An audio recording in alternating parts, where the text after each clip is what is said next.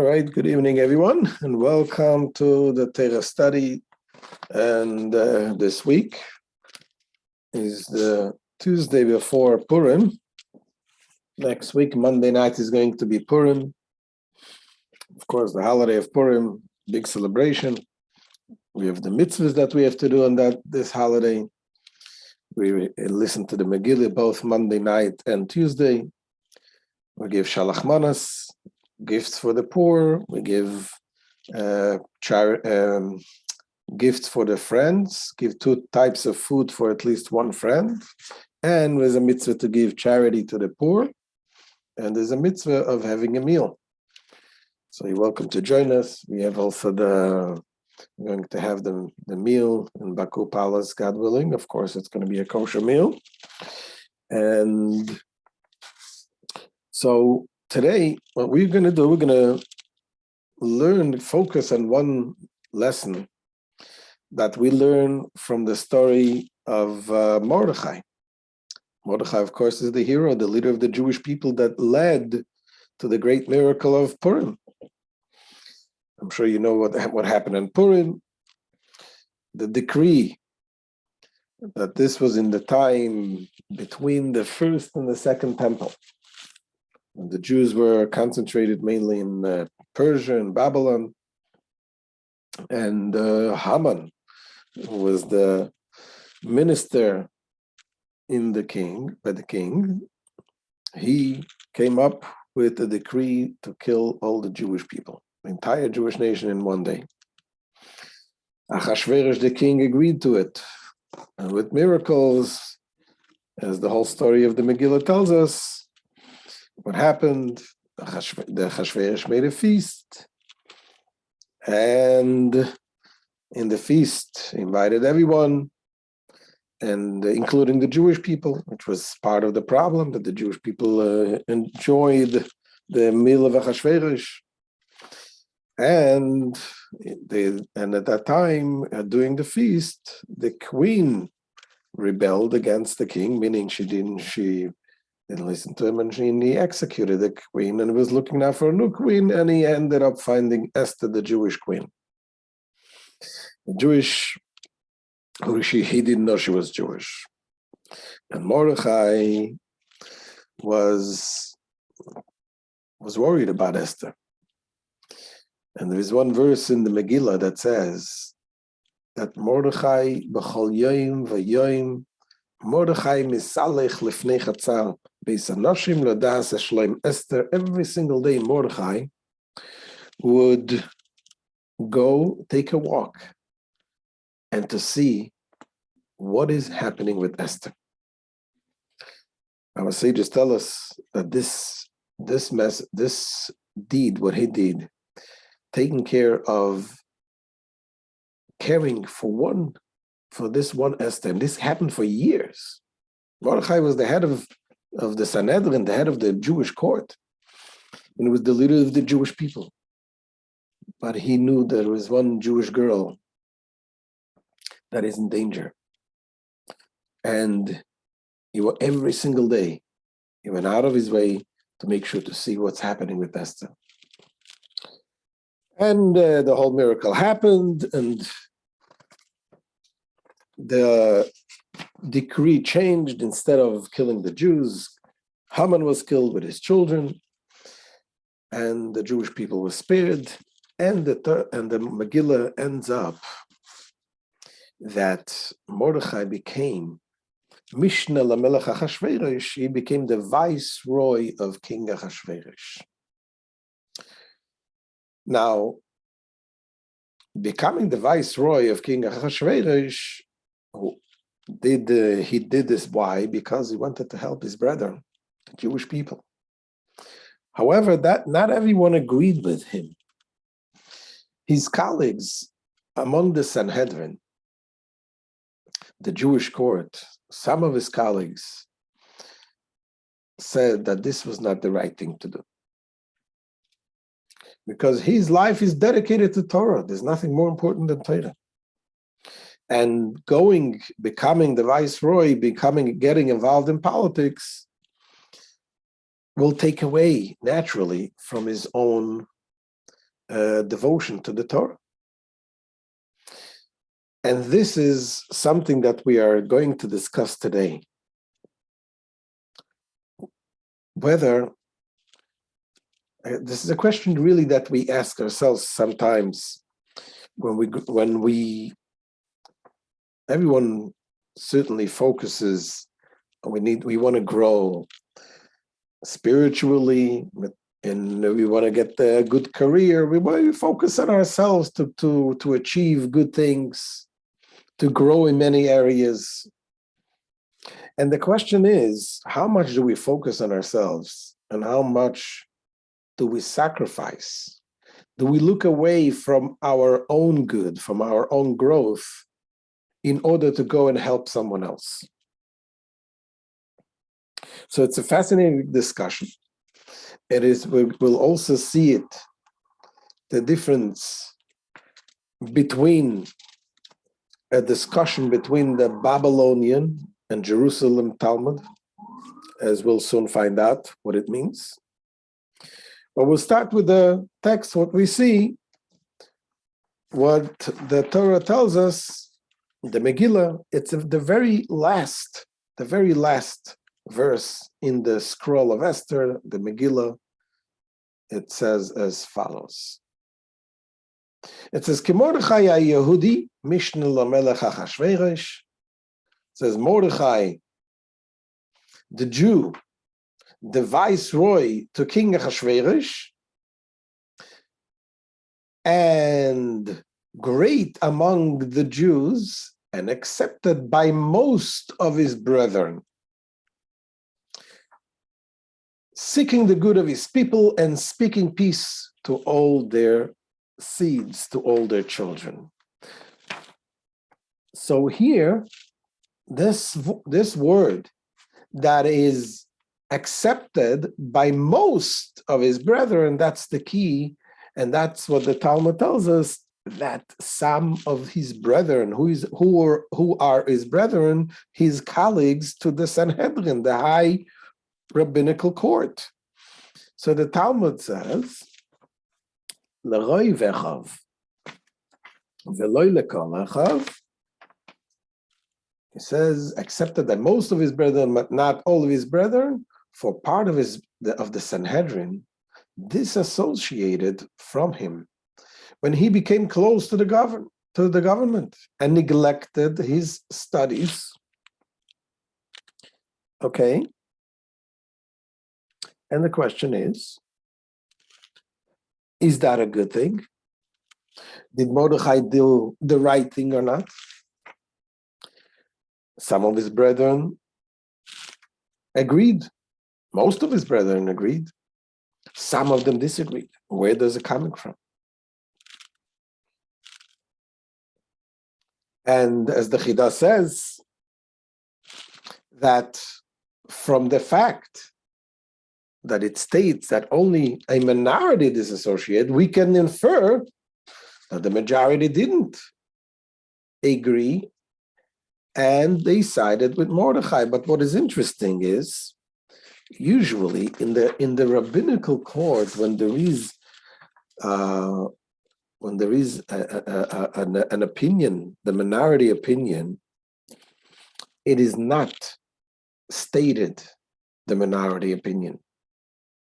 When not unlike in today's court, when there is a minority opinion, as we'll see what the Talmud says, that they all come out with a common ruling, and doesn't state who said what.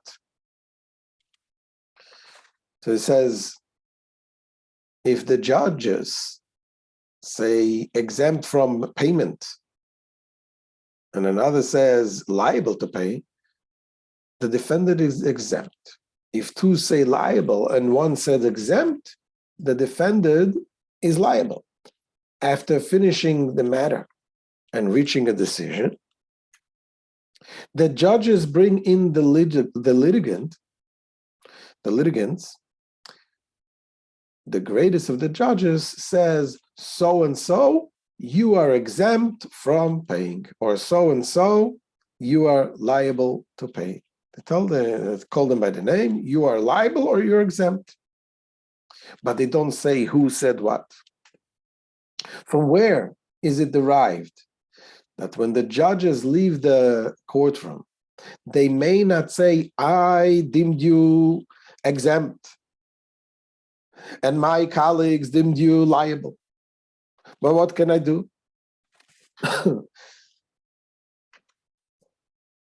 As my colleagues outnumbered me, and consequently, you were deemed liable. About this, it is stated, you shall not go as a talebearer among your people. And it says, one who goes out about as a talebearer reveals secrets, but one who is a faithful spirit, conceals matters. What we see from here, it is that this is the way the Sanhedrin go. But but in our case, the Talmud clearly states that some of them agreed with Mordechai and some of them did not. And there must be a reason for that.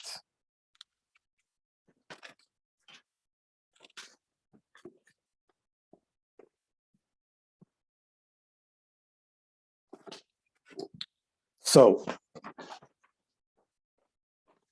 to understand this, the Rebbe in a Sikha told a story about the Rogatchover Gaon. Who was the Rogatchover Gaon? He was Rabbi Yosef Rosen. He was an unbelievable great scholar. Lived in, he was the one to give the Rebbe smicha, rabbinical ordination. And his way of studying, he was a genius. He was quote learning the depth. He had a phenomenal memory, photographic memory, and the depth that he has connecting with many areas in the Talmud. And he was quoting the Rishonim, he wouldn't quote the latest rabbinical authorities. He would go straight to the original rabbinic authorities, and he was very close to the Chabad rabbis. Now, in 1927, when the Frierdiker Rebbe, after his miraculous release from prison, from the Russian prison, they came out, and in Riga, they gathered together. They had a gathering of rabbis to get together to see how they can help the Jews that were left back in Russia. So they wanted to set up a committee, and they offered Rabbi Yosef Rosen to be part of this committee. And there's an interesting story that Rebbe, the way he reacted, and he gave a whole discussion. He told a whole discussion why he cannot be part of this committee. This is based, he said, on a difference that there is between the Jerusalem Talmud and the Babylonian Talmud. So let's read first the story, the way the Rebbe relates the story, then we'll explain what is it, the Jerusalem Talmud, the Babylonian Talmud, and what the difference is, and then we'll see where it takes us. So here's the story, the way the Rebbe relates. It says, after the previous Rebbe was forced to leave Russia and arrived in Riga, Latvia, he once attended a conference of rabbis, community leaders, and activists dedicated to the cause of Russian Jewry. The Rogatchover Gaon, Rabbi Yosef Rosen, was one of the participants. One of the suggestions at this conference was to establish a committee who would periodically meet and discuss how to best serve Russian Jewry. The Rogatchover was asked to be part of this committee. He demurred, he refused, stating that the decision to participate is hinged upon an argument between the Babylonian Talmud and the Jerusalem Talmud. Now, what is it? So we need to understand what is the Babylonian Talmud, what is the Jerusalem Talmud. We had the Talmud in Jerusalem, the sages that were in Jerusalem, they had their Talmud, and later it was the Talmud that from the sages that were in Babylon. So it brings a quote from the Talmud in Berachos, and there it says as follows. Tana Rabbana, the sages taught, the early generations of pious men would wait 1 hour, pray 1 hour, then wait 1 hour again. Okay? That was the daily routine. Every time they prayed, they would wait for an hour. Now, why would they wait for an hour? It is the contemplation, the meditation, the preparation for prayer. Because what is prayer? Prayer is a connecting to God. It's not just, you open it up and you pray and you read the book, read the prayer. It is a spiritual connection. It took them an hour to prepare. And then an hour after to settle in. Now, how many times a day do you pray? 3 times a day. So basically, they spent 9 hours a day in prayer and preparation for prayer. So this raises the question, says the Talmud, since the early pious men would spend 9 hours per day engaged in prayer, how is the Torah preserved? And how was the work accomplished? 9 hours, you need to make a living. And when do you study Torah? They were the sages, they were the Hasidim or Rishonim, the earliest sages. And the Talmud answers, rather, because they were pious, they merited that their Torah is preserved and their work is blessed. Okay, that's the quote from the Babylonian Talmud. Now there's a similar quote, a very similar quote, with a very subtle difference. And let's see if you can pick up the difference. There's a similar quote from the Jerusalem Talmud that ends up answering the question, how, if they spend so much time in praying, how are they able to have the Torah study, and how are they able to have the work? So, Amar Rabbi Yitzchak ben Elazar, the son ben Rabbi Elazar said, because they were pious, their study was blessed, and their work was blessed. Okay? Now, let's go back again. First, we said, because they were pious, they merited that their Torah is preserved and the work is blessed. That's the Babylonian Talmud. You go to Jerusalem Talmud, it says, because they were pious, their study was blessed. Here it says their study was preserved, and the Jerusalem Talmud says the study was blessed. What's the difference? What is the difference between the preserved and blessed? Preserved is whatever they studied already is preserved, that they don't forget. That's what it says in the Babylonian Talmud. In the Jerusalem Talmud, their study was blessed, meaning that in the little time that they had left to study the Torah, they had they had a study that was in a blessed way.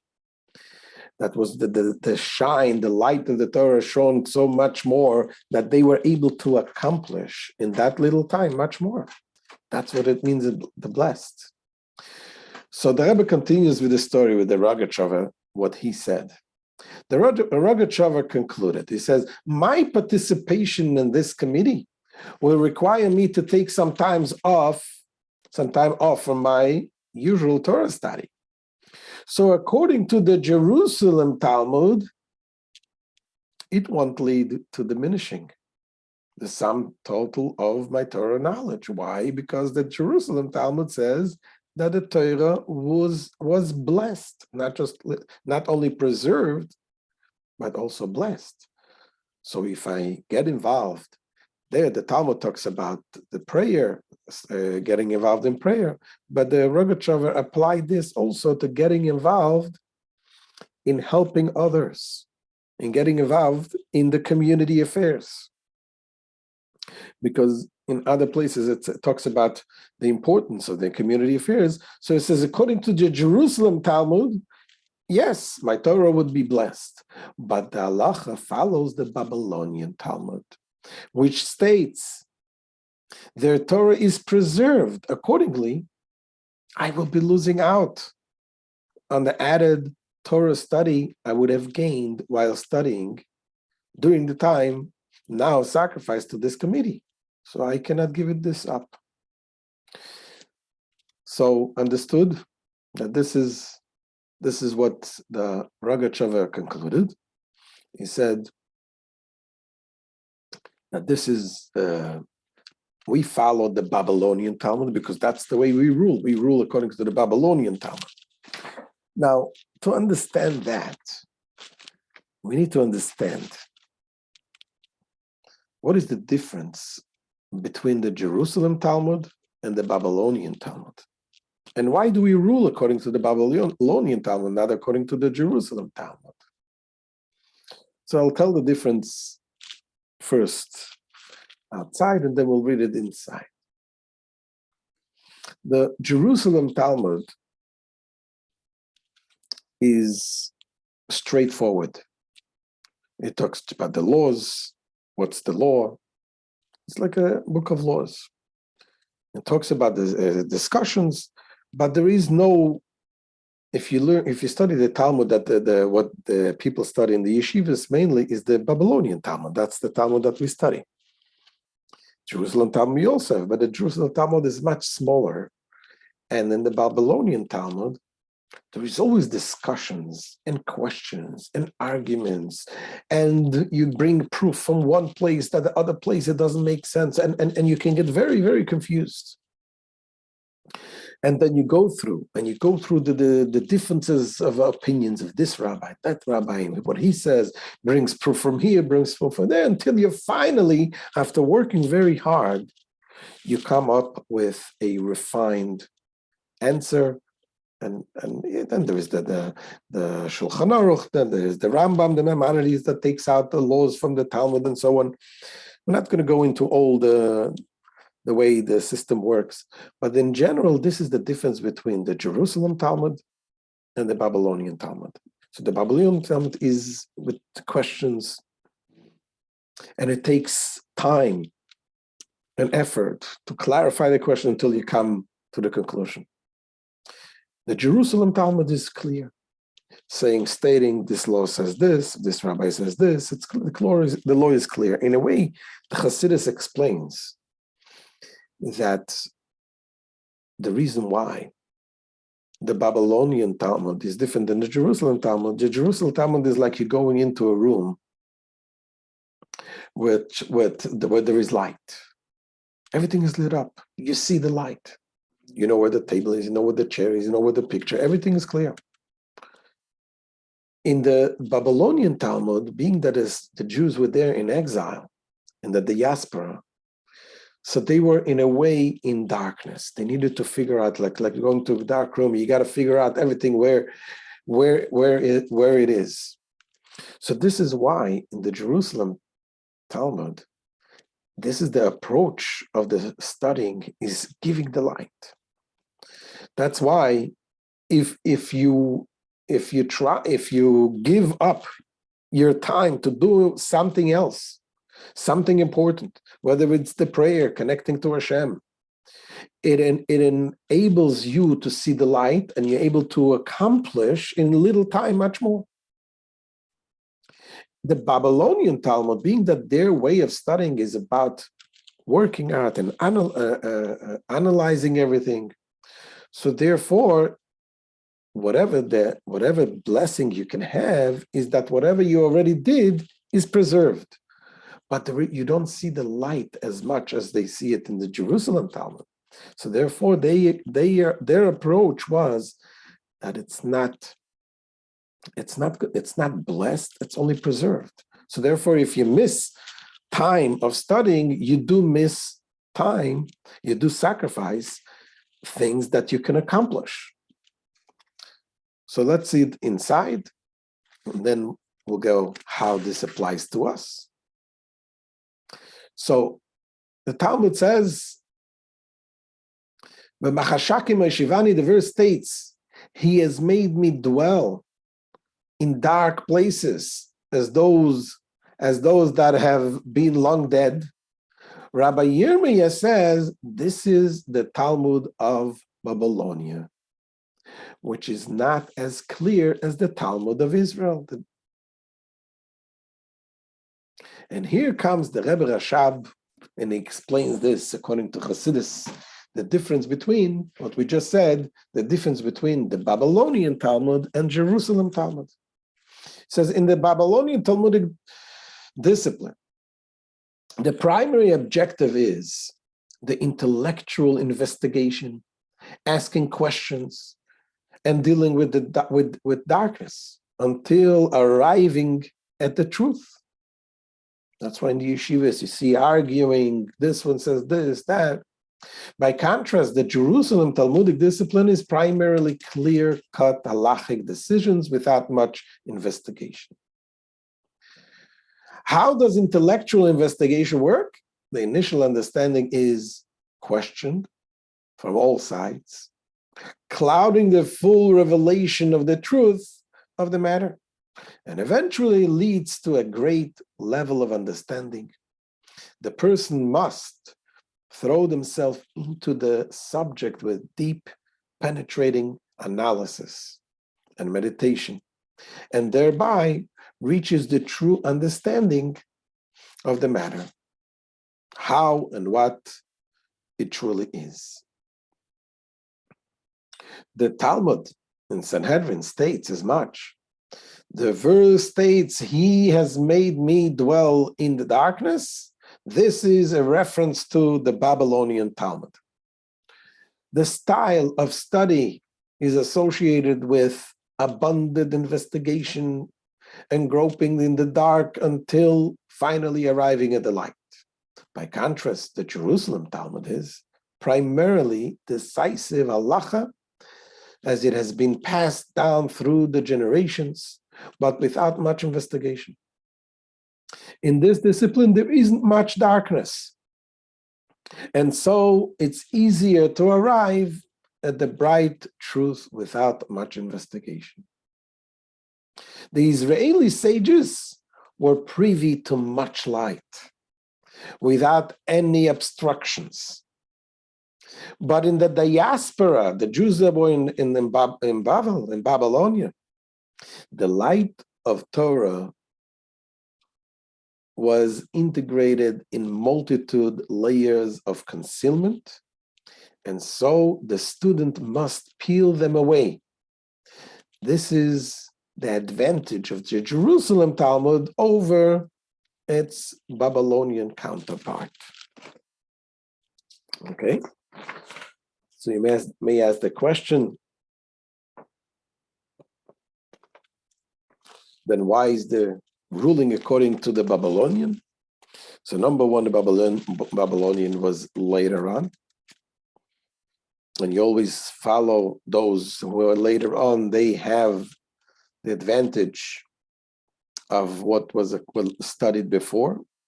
And also the fact that they need to go through all these difficulties. So in the world of our understanding, after all, the Torah, the rules of the Torah has to be based on our understanding, of course, with the premise of the Torah. And being that question was asked and answered. Therefore, this is the rule, this is the rule that we follow. So basically, this is what the Rogatchover said. Rogatchover said, I follow if according to the Babylonian Talmud, they said that it's only preserved, so I cannot give myself, because he was in a very high level of study Torah, and his study of the Torah needs to be preserved. Now, having said this, what's the deal with Mordechai and the sages? So we said, when Mordechai became the viceroy, some of the sages disagreed. And that's why he said in the end of the Megillah that it was accepted by most of his brothers, not all of his brothers. So what's the deal there? So the deal there was, again, some of the sages, those sages, they were Babylonian sages.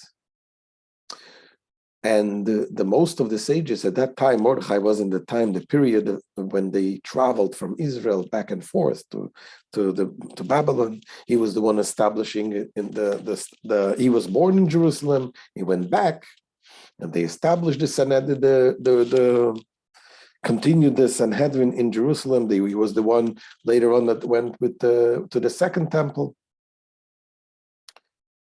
So those sages from the Jerusalem sages, they understood that his involvement in being the viceroy would not interfere, because of that great level of the Jerusalem understanding. And those of the Babylonian sages, they figured it's not that they disagreed with him, they couldn't see themselves. They couldn't see themselves doing this. And that's why he was not accepted by them. Now, having said that, we understand that when it comes times, we need to put away things, as Mordechai did. And we need to care for the Jewish people, the needs of the Jewish people. Because why did he choose to become the viceroy? It was to help the people.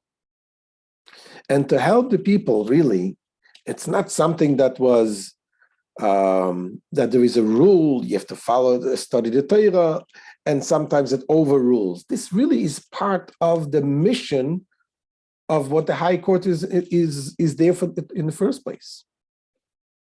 The High Court started from when? Started from Moses, with the 70 sages that Moses appointed. And those 70 sages, throughout the generations, their job was to take care of the needs of the people, to make sure that the people they study the Torah, to make sure that they have everything, that their all of the needs, spiritual, physical needs, are there. Shouldn't be when there is arguments and fights among people, they should take care of everything. But part of it is also really to go down to the people and make sure that their needs is taken care of, especially the spiritual needs, as we see in the next text. The Sanhedrin used to send agents throughout Israel. Sanhedrin is the high court. They used to send sages throughout Israel to examine candidates for the office of judges, whoever was found to be wise.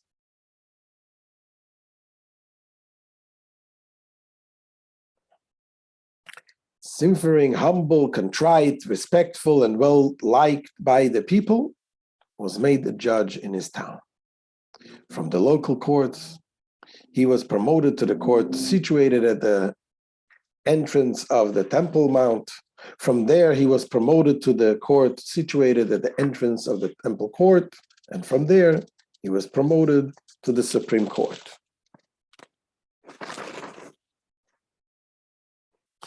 And what was their job?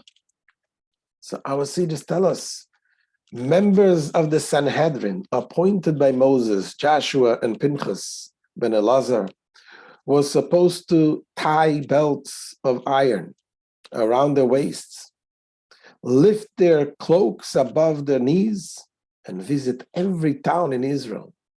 One day in Lachish, another in Bethel, another in Hebron, and another in Jerusalem, and really everywhere, and teach the people the Torah.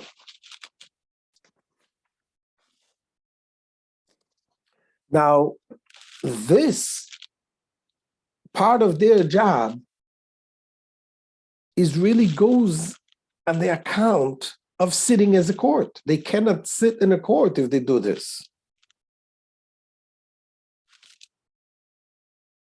As we find in the Maimonides says, cases involve capital punishment are adjudicated only when the temple is standing. It is also necessary that the high court hold its session in the chamber of the hewn stone in the temple. So that they need to be physically there.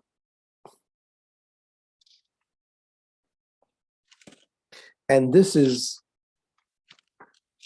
comes the Rebbe and tells us what we learn from Mordechai.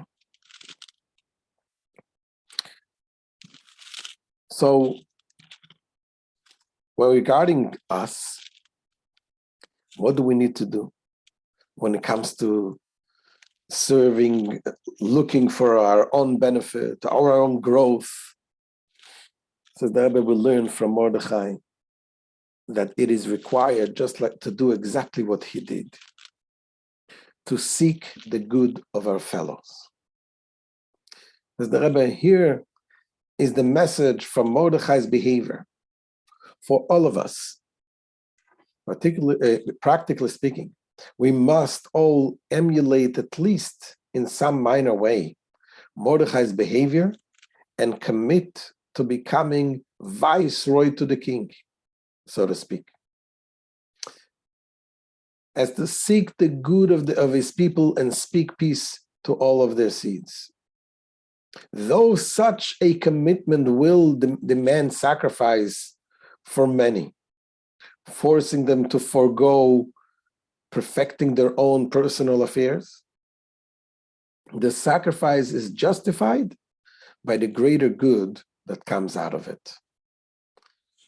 So again, even according to those people,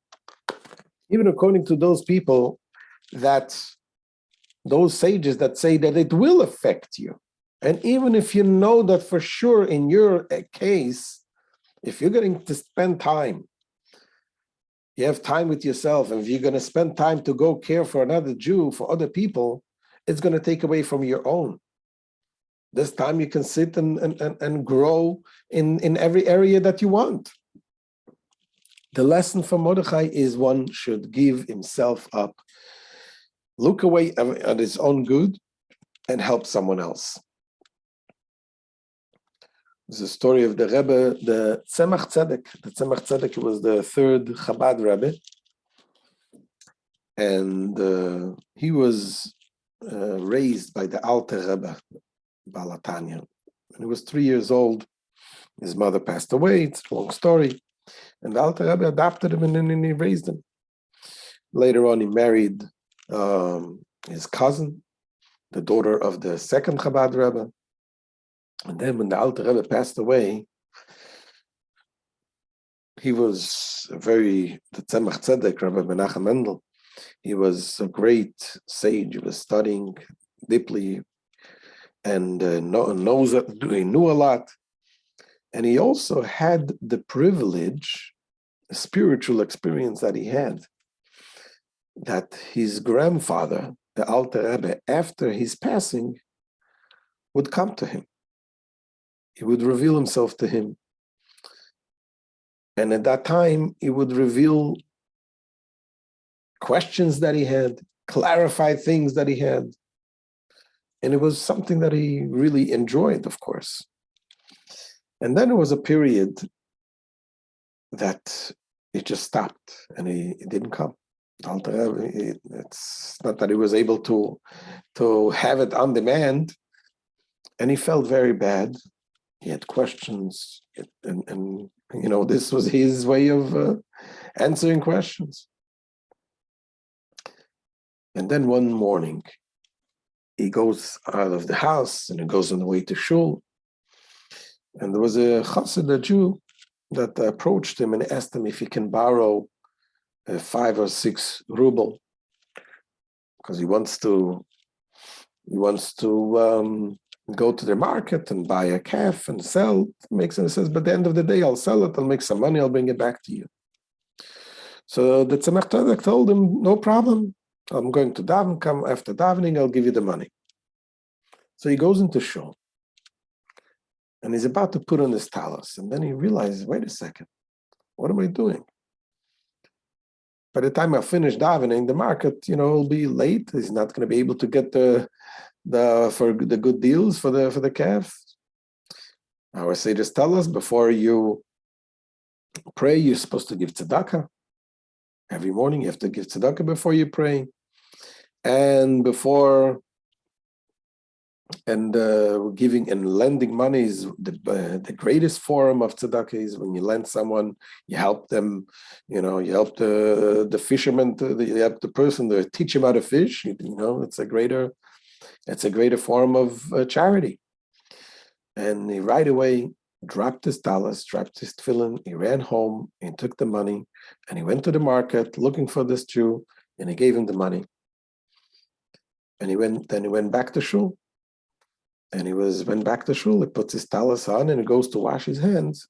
As he does so, the Alter Rebbe appears to him. And later on, whatever happened, and later on he told his son, the Rebbe Rashab, the 5th Lubavitcher Rebbe, the 4th Lubavitcher Rebbe, the Rebbe Marash, he told his son that helping another fellow Jew, even just helping him to make a little money with by making a little profit from a calf, he says helping another Jew opens up I don't remember the exact words, but it opens up great blessings to the person. So again, it is the devotion of looking away from his personal growth in spiritual areas. Time of the prayer of the Tzemach Tzedek was reaching up very high levels. But what supersedes that? Going out and getting a 5-6 rubles to help another Jew to make a profit. And if that is true, helping a person physically, it is certainly true, even more so, when you're talking about helping someone spiritually.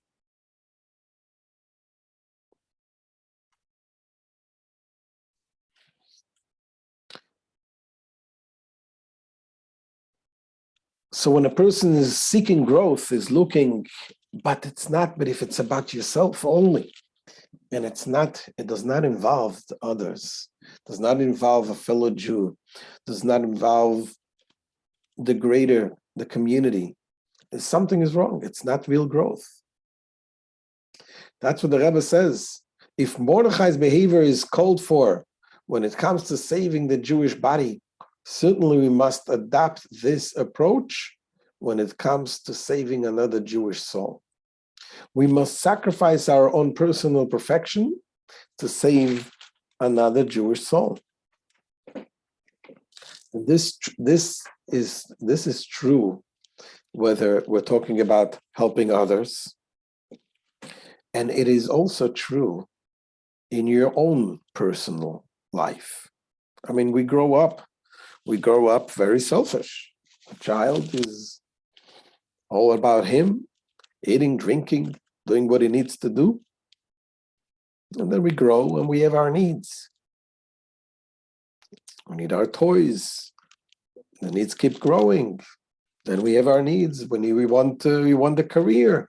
We're looking for happiness. We're looking for enjoyment. We're looking for satisfaction.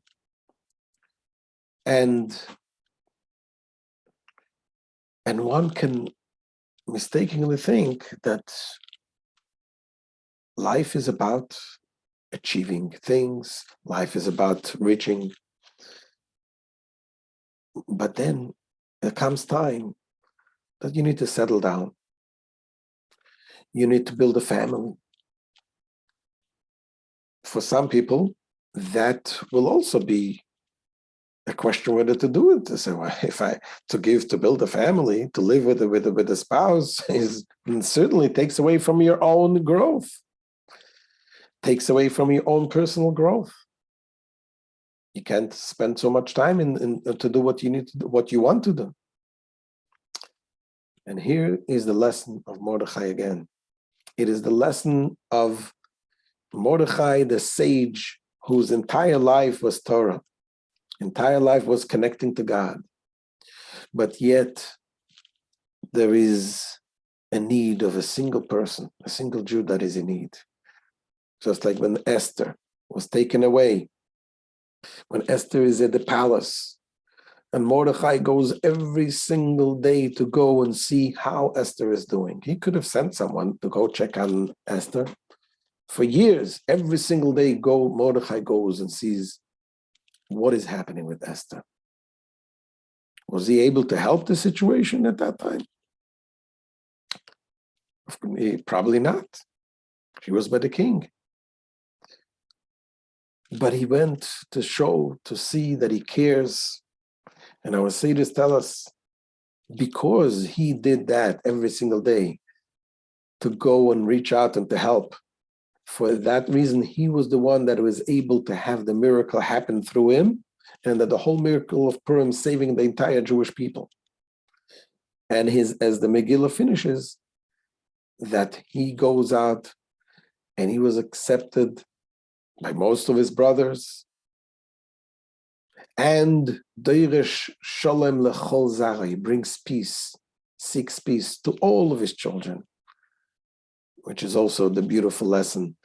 You care, not only you're becoming a public figure, but you also make sure that the family is also taken care. So reaching out to our fellows, giving up from our own self, even the spiritual needs, is not going to bring us down in the country. That is the fulfillment of our real mission. And ultimately this will lead us to have the true joy, the true transformation, what happened in Purim, that all the negativity turns into good, that we'll have no more sufferings, we'll have only good things. It will be like Yehudim that the Yidden will have the light and the joy and the respect. Ultimately, this will happen with the coming of Mashiach. Should happen very soon. Amen.